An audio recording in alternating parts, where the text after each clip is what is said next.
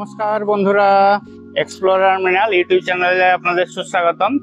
আমি এই মুহূর্তে তিথল বিচেতে রয়েছি। এটি বেশ লম্বা একটি বিচ রয়েছে, যেটি গুজরাটের বালসাড ডিস্ট্রিক্টে পড়ে। বালসাড ডিস্ট্রিক্টের বালসাড যে শহরটি রয়েছে, ডিস্ট্রিক্ট সিটিটি, সেখান থেকে 2 থেকে 3 কিলোমিটার দূরে রয়েছে এই বিচটি। আর বিচটি খুবই জনপ্রিয়, প্রচুর সংখ্যক মানুষ আসেন এখানেতে। এখন জোয়ার আসছে, জোয়ারের জন্য জল আস্তে আস্তে উপর দিকে উঠে আসছে। আমি আমার পিছনেতে দেখতে পাচ্ছি জোয়ারের জল এসে ধাক্কা মারছে পাথরেতে। এখানে বহু দূর পর্যন্ত ভাটার সময় এভাবেই পাথরগুলো দেখতে পাওয়া যায়, আর জোয়ারের সময় এই পাথরগুলো সমস্ত জলে ঢেকে যায়। আর বিচের পিছনের অংশতে এভাবে পাথর দিয়ে বাঁধানো রয়েছে, আর মাঝে মধ্যে নামার জন্য সিঁড়ি রয়েছে, সিঁড়ি দিয়ে নেমে বিচেতে নামা যায়। ভাটার সময় এই পাথরগুলো বেরিয়ে গেলে পাথরের উপর দিয়ে হেঁটে অনেক দূর পর্যন্ত যাওয়া যায়, প্রায় 2 থেকে 3 কিলোমিটার পর্যন্ত। এখন যেহেতু জোয়ার আসছে, সেই জন্য জোয়ারের জল আস্তে আস্তে আমার পায়ের কাছে এসে পৌঁছে গেল। দেখছি জলের ঢেউ আস্তে আস্তে বাড়ছে, যতবার দেখছি ততবার বাড়ছে। ঢেউটি আগের থেকে অনেক বেশি হয়ে গেল। আগে আমি ছিলাম শুকনো পাথরের উপরে, এখন আমি হয়ে গেলাম আইল্যান্ডের মধ্যে। একটি বড় সড়ো ঢেউ এলো এবং চারিদিকে জলে ফের ভাসিয়ে দিয়ে গেল। আর এখানেতে বেশিক্ষণ অপেক্ষা করা যাবে না, কারণ একটু পরেই যখন ভরা জোয়ার আসবে তখন জলেতে ডুবে যাবে। তখন এই পাথুরে এইভাবে যে রাস্তা রয়েছে, রাস্তার উপর দিয়ে হেঁটে গেলে পায়ে যে কোনো সময় ব্যথা হয়ে যাবে। এই জায়গাগুলোতে প্রচুর পরিমাণে এই ধরনের নুড়ি পাথর রয়েছে এবং সব উঁচু নিচু রয়েছে, নিচেতে বালি নেই। সেই জন্য জোয়ারের সময় এখানে নামাটি একদমই সেফ নয়। চ্যানেলটিতে নতুন হলে চ্যানেলটিকে সাবস্ক্রাইব করে আমাদের পাশে থাকুন, ভিডিওটি সম্পূর্ণ দেখুন। পছন্দ হলে অবশ্যই একটি লাইক করে দিন। আপনার মূল্যবান মতামত জানাতে ভুলবেন না। আপনার মূল্যবান মতামতের অপেক্ষায় রইলাম। দেখতে পাচ্ছি আর একবার জোয়ারের একখানা বড় ঢেউ এসে গেল এবং চারদিকে জলে ভরিয়ে দিল। আমি যেখানেতে দাঁড়িয়েছিলাম কিছুক্ষণ আগে ছিল বড় একটি পাথরের চাই, এখন চারদিকেতে জলে ভরে গেল। বেশিক্ষণ অপেক্ষা না করে এখান থেকে বেরিয়ে যাচ্ছি, জোয়ার আসছে, কেননা পাথরের মধ্যে এই অবস্থা থেকে বেরোতে পারবো না। দেখতে থাকুন, সঙ্গে থাকুন। আমরা আস্তে আস্তে নেমে যাচ্ছি সিঁড়ি দিয়ে তিথল বিচের জল দেখানোর জন্য। এভাবে অনেকগুলো ধাপে ধাপে সিঁড়ি রয়েছে, আর সিঁড়ি থেকে নেমে গেলে পরে এ ধরনের অনেকগুলো পাথর রয়েছে। বিচের চারদিকটা এভাবে পাথর দিয়ে বাঁধানো রয়েছে। তারপরে রয়েছে বালি, বালির পরে রয়েছে আরো পাথর। বড় বড় পাথরের চাই আছে। আমি বড় বড় পাথরের চাইয়ের মাঝ দিয়ে আস্তে আস্তে নেমে গেলাম বিচের বালিতে। দেখতে পাচ্ছি সামনে বিচেতে ঢেউ আসছে, অল্প সংখ্যক মানুষই আছেন বিচেতে। এদিক ওদিক দেখতে পাচ্ছি ভালো ঢেউ আসছে, বেশ লম্বা বিচ রয়েছে। এখানেতে প্রচুর পরিমাণে সিসেল দেখতে পাচ্ছি, যেগুলো ভাঙা ভাঙা টুকরো টুকরো সিসেল রয়েছে। এখানকার যে পাথরগুলো রয়েছে, পাথরগুলো একদমই ভাঙা ভাঙা বা ভঙ্গুর প্রকৃতির রয়েছে। দেখতে পাচ্ছি কোনো সলিড শেপ নেই। সমুদ্রের নিচে যে শৈবালগুলো হয়, শৈবালগুলোর মতোই দেখতে অনেকটাই, কিন্তু এগুলো সমস্ত বালি পাথর রয়েছে, সাথে বেশ কিছু নুড়ি পাথরও রয়েছে। এগিয়ে যাচ্ছি আমি আস্তে আস্তে জলের দিকে। এখানেতে বেশ কিছু নুড়ি পাথর রয়েছে, দেখতে পাচ্ছি একবার করে জল এদিকেতে এগিয়ে আসছে। এখন জোয়ার আসছে, সেই জন্য জল আস্তে আস্তে উপরের দিকে উঠে যাচ্ছে। একটু পরে এই পাথরগুলো সমস্ত ডুবে যাবে। আমি পাথরের উপরে ভর দিয়ে অনেকখানি ভিতরেতে এসে গেছি। এদিকেতে এ ধরনের অনেক পাথর রয়েছে, যেগুলো নুড়ি নুড়ি পাথর রয়েছে। এখানেতে দেখতে পাচ্ছি সমুদ্রের ঢেউ, এখানে কিনারায় এসে আছাড় দিচ্ছে। আপনাদেরকে একটু জুম করে দেখাতে চেষ্টা করছি সমুদ্রের ঢেউটি। এভাবেই চলছে সমুদ্রেতে ঢেউয়ের আনাগোনা। এটি আরব সাগরের মধ্যে পড়ে এবং এখানকার জলটি অপেক্ষাকৃত ঘোলা হয়। এখানকার জল সেভাবে পরিষ্কার হয় না, কিন্তু প্রচুর হাওয়া চলছে। এদিকে সূর্য রয়েছে, কিছুক্ষণ পরে অস্ত যাবে। এদিকে সন্ধে হয় প্রায় 8টা নাগাদ, এখন 6:30 বাজছে, সেই জন্য এখনো সন্ধে নেমে আসেনি। 7টার দিকে সূর্যাস্ত যাবে এবং 8টার দিকে সন্ধে হবে। এটি গুজরাটের পশ্চিম উপকূলে পড়ে। আর বালসাড ডিস্ট্রিক্টের মধ্যে রয়েছে, বীচটির নাম রয়েছে শীতল বিচ। আমরা তিথল বিচ রয়েছে, আমরা তিথল বিচেতে রয়েছে। বিচের পাশ দিয়ে রয়েছে সুন্দর রাস্তা, দূরে রয়েছে লাইট হাউস। আর এখানেতে বিচেতে বালি এবং জলের খেলা চলছে, পাথরের কোলেতে এরকম ভাবে জলের ঢেউ আসছে আবার মিলিয়ে যাচ্ছে। আর এইভাবে এই পাথরগুলো অনেক দূর দূর পর্যন্ত রয়েছে, সেই জন্য যখন ভাটা হয় তখন মানুষ দূর পর্যন্ত যায়। জোয়ারের সময় এখানেতে সচরাচর কেউ নামে না, কেননা পায়ের নিচে এভাবে পাথর পেলে পা ভেঙে যাওয়ার উপক্রম হবে। আমি আপনাদেরকে বৃষ্টি দেখিয়ে দিলাম।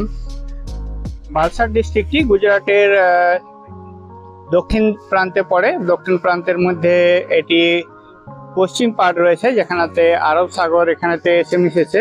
আরব সাগরের জল এখানেতে এভাবে কাদা যুক্ত হয়, কেননা নিচেতে রয়েছে প্রচুর পলি। আবার দ্বারকা সাইডে গেলে সেখানেতে জল পরিষ্কার হয়। আমি দেখতে পাচ্ছি সমুদ্রের জোয়ারের জল এভাবে একবার করে উপর দিকে উঠে আসছে এবং সব জায়গাগুলোকে ভাসিয়ে দিচ্ছে, ডুবিয়ে দিচ্ছে। ব্যাপারটি দেখে আমার খুবই ভালো লাগছে। আপনাদের কেমন লাগছে কমেন্ট করে জানান, আপনাদের কমেন্টের অপেক্ষায় রইলাম। এখানে যে পাথরগুলো হয়, পাথরগুলো সত্যি খুব ভঙ্গুর প্রকৃতির হয়। আমি আপনাদেরকে দেখাতে চেষ্টা করছি।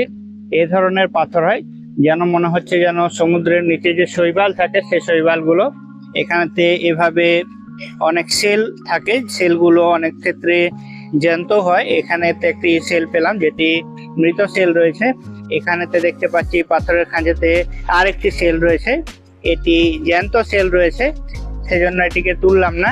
এভাবে বারবার করে জল এসে যাচ্ছে এবং চারদিকে ভরিয়ে দিচ্ছে, ডুবিয়ে দিচ্ছে। জোয়ার আসছে সেই জন্য চারদিকে ভরে যাচ্ছে। এখানেতে এভাবে আর বেশিক্ষণ থাকা যায় না। আপনাদের জন্য একটুক্ষণ অপেক্ষা করে ব্যাপারটিকে তুলে ধরতে চেষ্টা করলাম। ব্যাপারটি আপনাদেরকে কেমন লাগলো অবশ্যই জানাবেন। এখানেতে বেশ কিছু জলজ প্রাণী আছে। প্রাণীগুলো যে জীবাশ্মগুলো আমরা এখানেতে দেখতে পাচ্ছি, যে সাদা রঙের যে ছোপগুলো দেখতে পাচ্ছি, জলজ প্রাণী যেগুলো আছে তাদের গায়ের খোলস অংশ রয়েছে।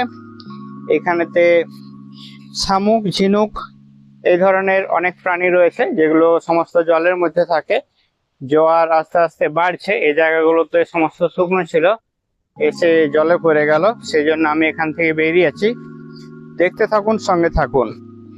এখানেতে দেখতে পাচ্ছি ছোট ছোট মাছও রয়েছে, মাছগুলো জলেতে খেলা করছে। আর একটি বড় ঢেউ আসছে, এখানেতে ঢেউটি এলো এবং এই জায়গাতে জলে ভরিয়ে দিল। এপাশ পর্যন্ত জলটি উঠে গেল। আর অপেক্ষা নয়, যাই উপরের দিকে, সেখান থেকে আপনাদেরকে দেখাতে চেষ্টা করছি। দেখছি জল ভরে গেছে এবং চারদিকে এভাবে পাথর রয়েছে। আমি এই পাথরগুলোকে ক্রস করে আস্তে আস্তে এগিয়ে চলেছি কিনারের দিকে। পাথরগুলো ভীষণই ভঙ্গুর প্রকৃতির পাথর রয়েছে, মাঝে মধ্যে নুড়ি পাথরও রয়েছে।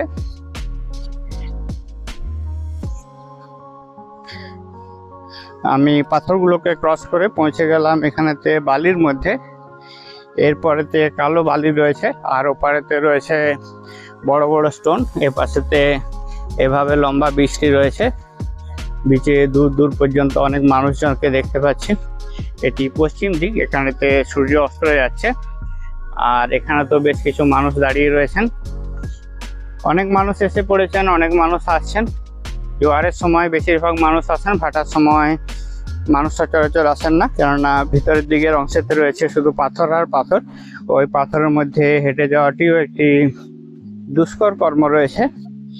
আমরা বীজটি দেখে এখান থেকে বীজ সংলগ্ন যে মন্দিরটি রয়েছে, মন্দিরটি দেখবো বলে এখান থেকে বেরিয়ে গেলাম। দেখতে থাকুন, সঙ্গে থাকুন। এখানে তো উপরে ওঠার জন্য একটি সিঁড়ি রয়েছে, সিঁড়ি দিয়ে আমি উপরে উঠে যাব। সিঁড়িতে ওঠার জন্য আগে বেশ কয়েকটি পাথর রয়েছে, পাথরগুলো ক্রস করে পরে তারপর সিঁড়িতে যাওয়া যাবে। আমরা বৃষ্টি ঘুরে গাড়ির উদ্দেশ্যে আস্তে আস্তে এগিয়ে যাচ্ছি। দেখতে পাচ্ছি আবার অনেক মানুষ আসছেন। এর পাশে যে দোকানগুলো ছিল সেই দোকানগুলো দেখতে পাচ্ছি, যেখান থেকে আমরা ডাব সংগ্রহ করলাম। ডাবগুলো দাম নিল 50 টাকা করে। এখানেতে দেখতে পাচ্ছি একটি নেট দেওয়া রয়েছে। অ্যাকচুয়ালি এটি এন্ট্রি ছিল না, নেটটি কেটে এন্ট্রিটি বানানো হয়েছে। এখান থেকে নেমে যাওয়ার সিঁড়ি রয়েছে, এপাশ থেকেও যাওয়ার রাস্তা রয়েছে, এপাশ থেকেও যাওয়ার রাস্তা রয়েছে। আমরা এই পাশ থেকে আস্তে আস্তে এগিয়ে চলেছি গাড়ির উদ্দেশ্যে। এখানেতে মন্দিরটি রয়েছে, মন্দিরের পাশেতে এভাবে বেশ সুন্দর ফলের গাছ রয়েছে। দেখতে পাচ্ছি এখানেতে নারকেল গাছ রয়েছে, রয়েছে ঝাউ গাছও রয়েছে, বেশ কিছু ফুলের গাছও। নারকেল গাছগুলো একদম ছোট ছোট নারকেল গাছ রয়েছে, তাতে প্রচুর পাতা রয়েছে, এখনো ফল আসেনি। ভিতরের গার্ডেন এরিয়াটিও সত্যি খুব সুন্দর।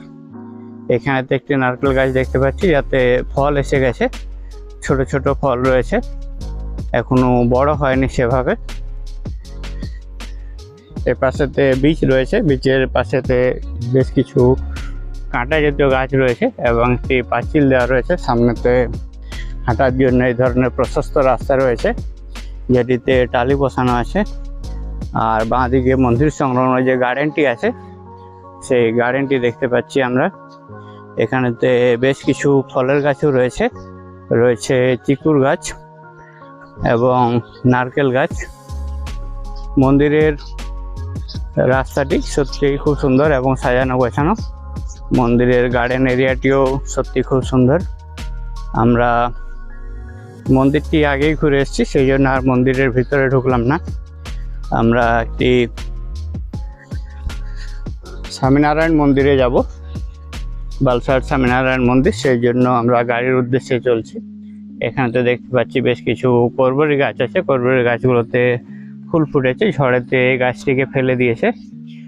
করবরির ফুলটি এটি হালকা পিঙ্ক কালারের রয়েছে, দারুণ লাগছে। আর এখানেতে ডিপ পিঙ্ক কালারের ফুল রয়েছে, এগুলোও দারুণ লাগছে। কোনোটি হালকা পিঙ্ক রয়েছে, কোনোটি ডার্ক পিঙ্ক রয়েছে, এভাবে প্রচুর পরিমাণে ফুল ফুটে রয়েছে, যেগুলো দেখতে খুবই ভালো লাগছে। গাছের ডালগুলো একদম হাতের নাগালের মধ্যে এসে গেছে, হাত দিয়ে ছোঁয়া যাচ্ছে এভাবে ফুলগুলো। ঝড়ের মধ্যে এগুলো একটু একটু করে বেঁকে পড়েছে, সেই জন্য ফুলগুলো হাতের মধ্যে এসে গেছে। আমরা তিথল বীচ সংলগ্ন যে সাই বাবার মন্দিরটি রয়েছে, সাই বাবার মন্দিরেতে রয়েছে। সাই বাবার মন্দিরের একটি আলাদা ভিডিও রয়েছে, রয়েছে স্বামীনারায়ণ মন্দিরেরও একটি আলাদা ভিডিও। ভিডিওগুলোর লিঙ্কগুলো ডেসক্রিপশান, আই কার্ড এবং এন্ড স্ক্রিনেতে দিয়ে দেবো, আপনারা চাইলে ওখান থেকে দেখতে পারেন। সামনে ডান দিকের অংশে রয়েছে সাই বাবার মন্দিরটি। এখানেতে দেখতে পাচ্ছি বেশ সুন্দর ঝাউ গাছ রয়েছে, রয়েছে পাতাবাহারি গাছ, রয়েছে আরও অনেক ধরনের ফুলের গাছ। পুরো মন্দির চত্বরটি সম্পূর্ণ সাজানো গোছানো। এখানেতে রয়েছে পানীয় জলের ব্যবস্থা, রয়েছে বাথরুম টয়লেটের ব্যবস্থা, রয়েছে বাচ্চাদের জন্য একটি খেলার জন্য সুন্দর গার্ডেন এবং প্রার্থনা করার জন্য সামনে একটি হলও রয়েছে। গাছটি সত্যিই খুব সুন্দর। ভিডিওটি দেখার জন্য অনেক অনেক ধন্যবাদ। সবাই ভালো থাকুন, সুস্থ থাকুন, দেখা হচ্ছে পরবর্তী ভিডিওতে।